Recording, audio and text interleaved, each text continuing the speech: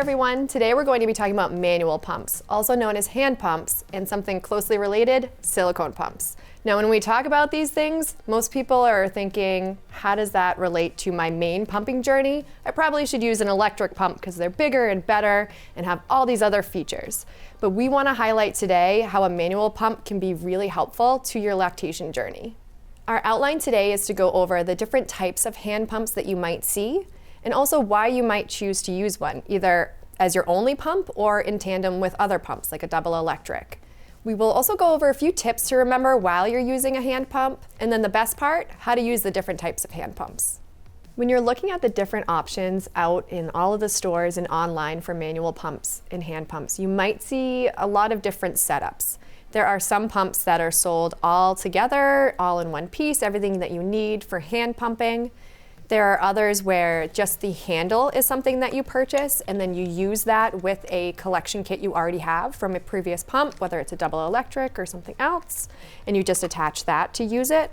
There are also silicone pumps that you might see out there, which we'll talk about today. And lastly, you'll see that on here I have the silicone and two pumps that have a lever type handle, but you might also see ones that have a squeeze handle as well.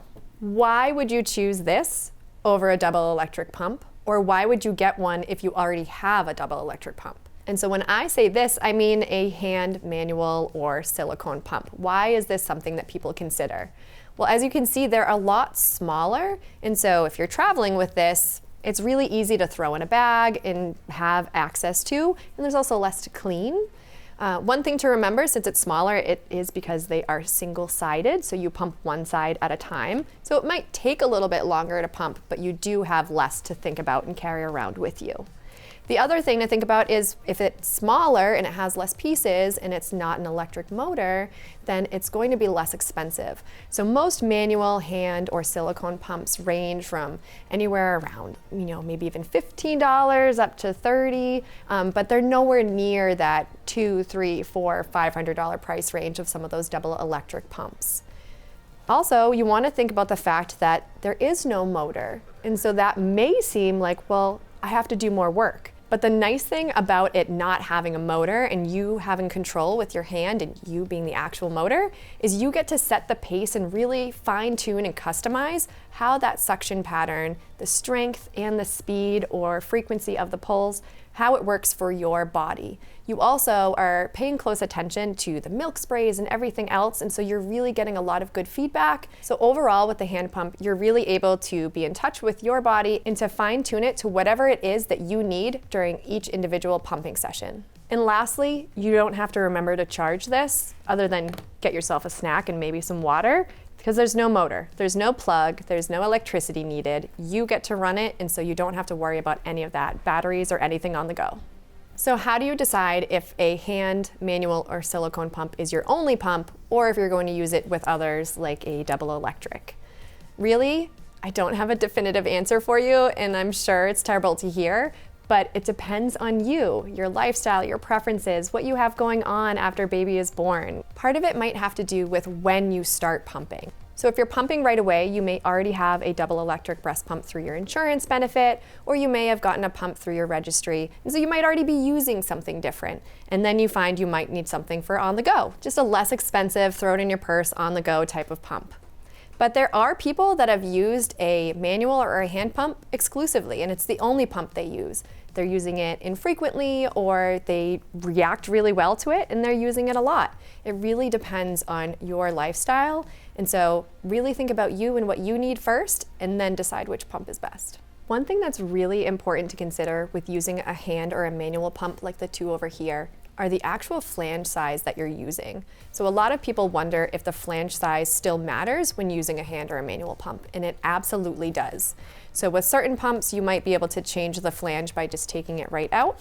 And for others, if the whole kit is kind of pre-assembled or attached at the top, then you would just replace this entire top piece. But it is still very important to have the correct fit for your flange, for your comfort, and for your milk output. And the other thing to think about is the silicone pumps have a slightly different shape to them. So when we talk about how to use the different pumps, the silicone has a little bit of a caveat to that because it's a slightly different opening there. The last thing that you might be considering for a hand or a manual pump is Well, does it have a warranty? What if it doesn't work for me? So all of these are typically considered either an accessory to an electric pump or just an accessory in general.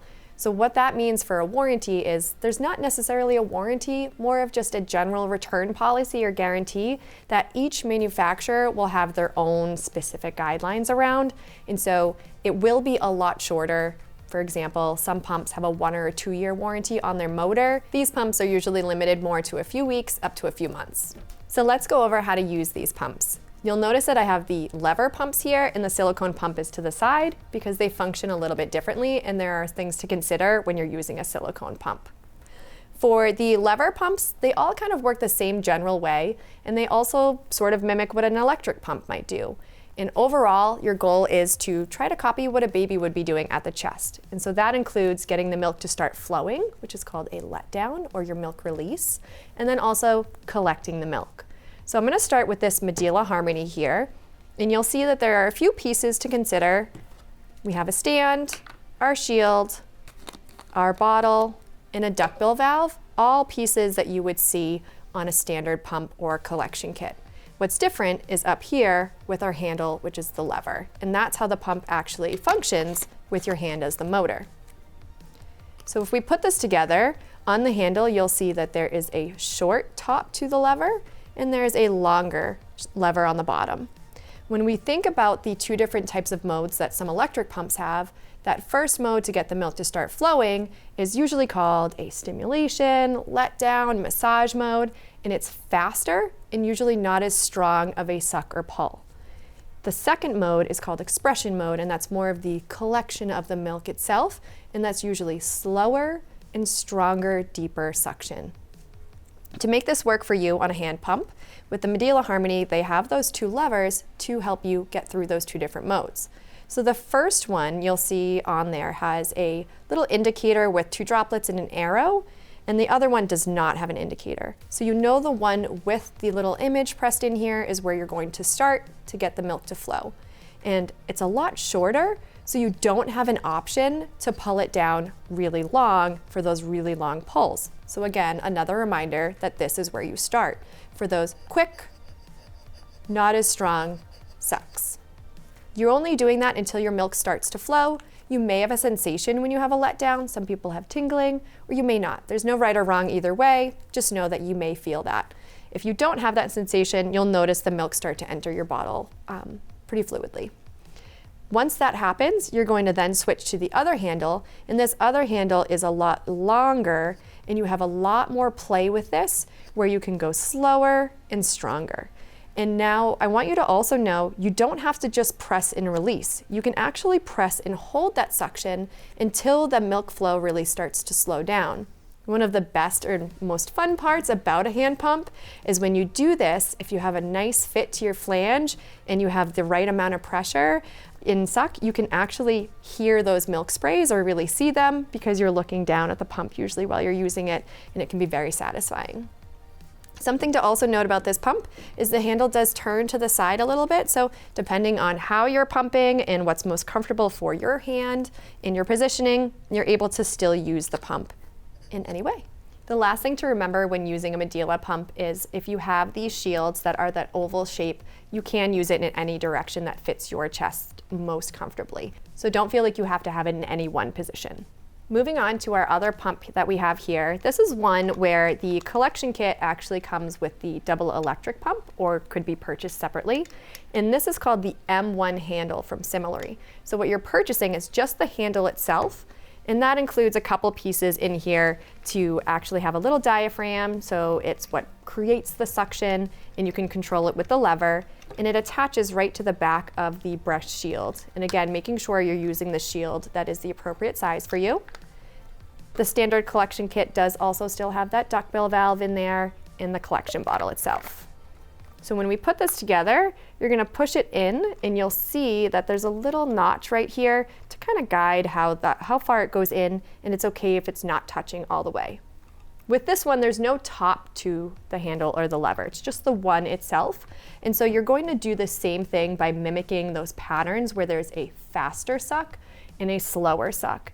And then what you're also able to do is play with how long or short you're pulling back. So to get the milk to start flowing, you're just simply going to do a faster, not as strong suck, just to get that milk to flow. Once the milk is flowing, you can do the same thing as before, where you have those longer pulls, and you can even hold it at the bottom. Now, if you're holding at the bottom and it's hurting, you don't want to continue to hold, you're going to release it. But as long as it's comfortable and you still see milk flowing, you can absolutely hold it, just making sure you don't have so much milk that it's coming back at you, because once you release it is when the milk will go down into the bottle itself. So these are just 2 examples of lever pumps. There are lots of other brands out there, and they all work in the same general way. And then for ones that are a squeeze handle, similar thing where you're just creating that pattern with your hand, whether it's faster or slower in how long you're holding that pull for or how deep of a pull it is. So again, pulling it just a little bit makes a shallow pull, pulling it all the way down makes a longer, deeper pull. Silicone pumps are an entirely different ballgame. So they are manual, there's no motor, but how they function can be really different and can be something to navigate each time. So 2 main use case scenarios for a silicone pump like this Haka that I have here. You can see that it's only 2 pieces, and this is the cover to keep it clean and dry or from leaking. It has a base that is attached and that can suction to the table or wherever you are so that you don't worry about spilling. And then again, it's all one silicone piece here. The first use case scenario is just for collecting milk. And now when collecting milk, I mean not applying suction, no hand massage. Now a lot of people will use this if they're nursing on one side and then they are leaking on the other side. And so this will simply just go against their body to collect milk, whether they're holding it there or if they're using a hands-free pumping bra and they're able to put that right in the bra and it'll hold it right against their chest to passively collect milk. So there's nothing to activate the milk coming out other than the general letdown or milk ejection reflex that's happening because they're nursing or stimulating the other side. So that's passive collection. When we think about this as a pump, that's more active collection. So with this, you can see that it will squeeze here, and it has this opening at the top that's really wide and flexible. So it can actually be placed around the nipple in the areola, and they want it to be centered, and they can flip that on there so there's a really good seal, or you can also create suction to get that onto the chest wall and so that it stays on there. Now, if you create suction by squeezing it and putting it onto your chest and then releasing, it won't fully release. That suction will remain, and you'll notice that the nipple and areola are pulled into this opening here. So this could be really comfortable, it could be uncomfortable. What you need to remember with any pump is if it's uncomfortable, you want to stop using it. Touch base with a lactation professional to make sure that you're using it correctly or that if it's the best choice for you overall. But if it feels comfortable, and that's okay, you'll notice probably more sprays. So instead of just passive drips, you'll notice if there's suction on there that there's going to be some significant pull or sprays of the milk coming out. Now that adds stimulation. So that active stimulation is just like these pumps where we have the hand pumps or double electric, and so that will play into your milk supply. Passive collection is just droplets, so it does not create stimulation to build your milk supply. So when I say that, I mean that your milk supply is based on supply and demand. The more you demand it with active collection, with suction or pull, the more milk your body will make. If you're just collecting milk, it doesn't add to the overall stimulation. I also want to mention that since this is collecting milk for your baby to drink, it is something that you're going to want to clean after each use. Follow the recommendations by the manufacturers and the CDC, and let us know if you ever have any questions. So you tell me, do you think you would use a hand pump either by itself or with your double electric breast pump? If you have any questions about it, you're not sure how to decide, please don't hesitate to reach out to us at aceleron.com anytime.